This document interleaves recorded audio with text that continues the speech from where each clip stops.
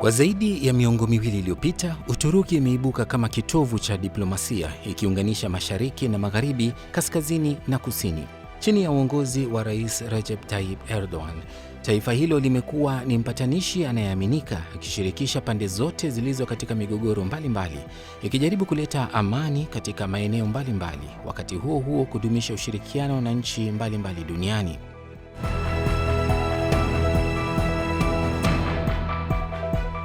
Tangu kuanza kwa mauaji ya halaiki yaliyofanywa Palestina na Israel Oktoba mwaka 2023, Uturuki imekuwa na nafasi kubwa ya kidiplomasia kwa kuzuia mauaji hayo.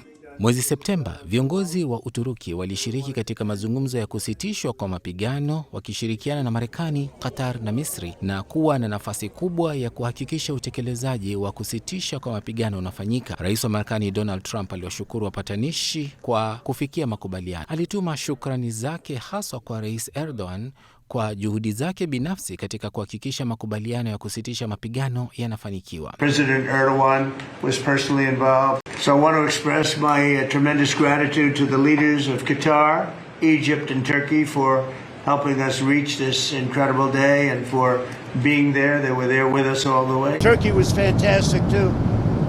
President Erdogan was fantastic. He really helped a lot. Waziri wa mambo ya nje wa Uturuki Hakan Fidan baadaye alielezea nafasi ya Ankara katika jitihada za usitishaji wa mapigano. Mısır, Türkiye ve Katar'ın dan müteşekkil bir ekibin yer alacağı, özellikle her iki taraf, Filistin tarafı ve İsrail tarafıyla konuları görüşecek. Bu esas itibariyle zaten arabulucu ekip. Rais Erdogan pia alielezea dhamira ya Uturuki ya kuhakikisha makubaliano ya usitishaji wa mapigano yanatekelezwa.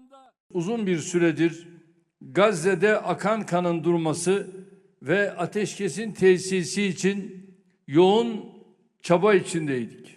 Bizim de ilk baştan itibaren aktif katkı verdiğimiz anlaşmadan büyük memnuniyet duyuyoruz. Biz anlaşmanın mutabık kalınan maddelerinin harfiyen uygulanmasını titizlikle takip edeceğiz.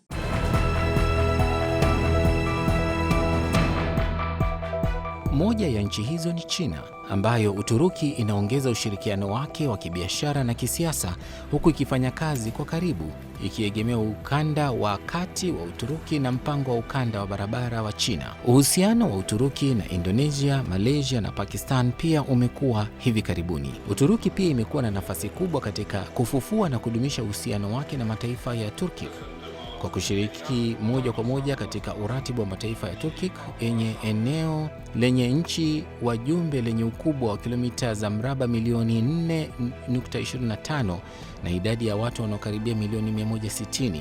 Shirika hilo linalenga kujumuisha ulimwengu wa Turki kupitia historia shirikishi na maadili ya kitamaduni kwa kushirikiana katika nyanja mbalimbali.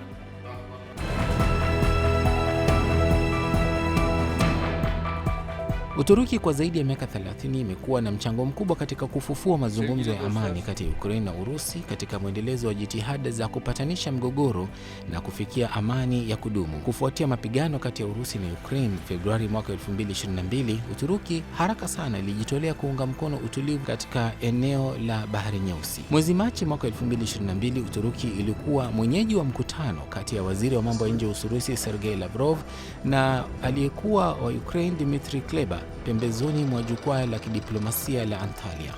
Halafu mwezi Julai mwaka 2022, Uturuki ilifanikiwa katika makubaliano ya nafaka kati ya Urusi na Ukraine kupitia Bahari Nyeusi. Makubaliano muhimu yaliyohakikisha usafirishaji wa nafaka na mbolea kutoka bandari za Ukraine. Makubaliano hayo yaliruhusu usafirishaji kwa meli wa zaidi ya tani milioni 30 za nafaka na kusaidia kuondoa mgogoro wa chakula duniani. Mwezi Septemba mwaka 2022, Uturuki na Saudi Arabia kwa pamoja walisimamia mazungumzo ya kubadilishana kwa wafungwa kati ya Urusi na Ukraine, ambapo wafungwa 200 walibadilishwa kupitia jitihada za kidiplomasia za Uturuki.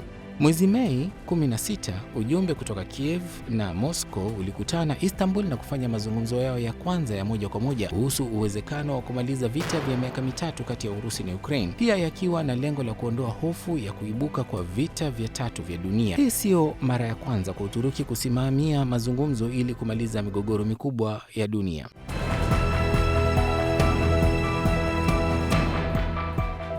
Kwa zaidi ya miaka 20 Uturuki imepanua wigo wa ushirikiano wake na nchi za Afrika na kuongeza idadi ya balozi ya Uturuki katika bara na kudumisha ushirikiano wa pamoja na mataifa mbalimbali ya Afrika. Uturuki imekuwa na nafasi kubwa katika maendeleo na utulivu wa kisiasa katika bara ambao umepelekea kufanyika kwa mazungumzo ya kihistoria ya upatanishi kati ya Somalia na Ethiopia na kusainiwa kwa makubaliano ya Ankara Disemba 11 mwaka 2024. Makubaliano hayo yalithibitisha kuheshimu mipaka ya nchi mbili hizo na eneo la Somalia, huku ikiangalia azma ya Ethiopia ya ufikiaji wa bahari. Hatua hiyo imesifiwa na wataalamu kama njia ya kuleta utulivu wa kikanda katika eneo la pembe ya Afrika.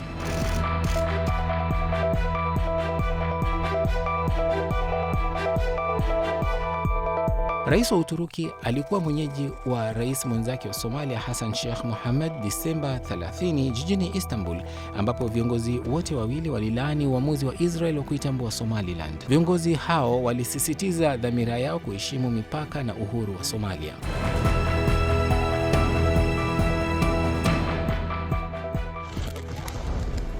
Kufuatia mauaji ya halaiki ya Palestina yaliyofanywa na Israel Oktoba mwaka 2023, waziri wa mambo ya nje wa Uturuki Hakan Fidan alipendekeza mfumo wa udhamini unaohusisha nchi kadhaa ikiwemo Uturuki kuangalia na kuhakikisha utekelezaji wa makubaliano yoyote kati ya Israel na Palestina, Ankara ikijiweka katika nafasi muhimu ya jitihada hizo. Gazze'de devam eden insanlık dramının son bulması için çalışmalarımız aralıksız devam edecek. Pia ameelezea umuhimu wa ushawishi wa kidiplomasia wa Uturuki, akionyesha kwamba 95% ya mawasiliano ya nje ya Uturuki iliyofanywa kuhusu swala la Gaza yaliitikiwa na mataifa mengine, hii ikionyesha umuhimu wa Uturuki. Rais Erdogan pia alijitolea kuwa mmoja wa wadhamini wa Palestina ili kusaidia kuleta usawa na amani ya kudumu. İnsani, siyasi ve askeri varlığımızla Filistin tarafının garantörlerinden biri olmaya hazırız.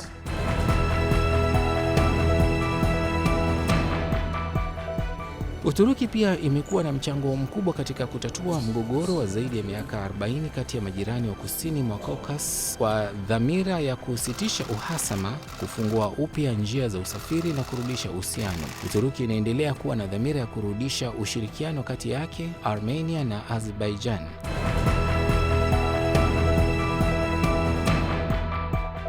Kama kigezo kingine cha jitihada za kidiplomasia za Uturuki katika kutatua mgogoro ya dunia, nchi hiyo tangu mwaka 2021 imekuwa ikihodhi jukwaa la kidiplomasia la Antalya, ambapo limekuwa na jukwaa la mazungumzo ya kikanda, kitaifa na kimataifa. Tukio hilo la kimataifa linaleta pamoja viongozi, watunga sera, wasomi na wataalamu wa biashara kujadili changamoto za kimataifa katika mabadiliko ya kisiasa. Jukwaa la hivi karibuni lilifanyika mwezi Aprili mwaka 2025 na lilihudhuriwa na zaidi ya washiriki 6,000 ikiwemo zaidi ya viongozi wa nchi na serikali 20 na zaidi ya mawaziri 60 kutoka nchi 155.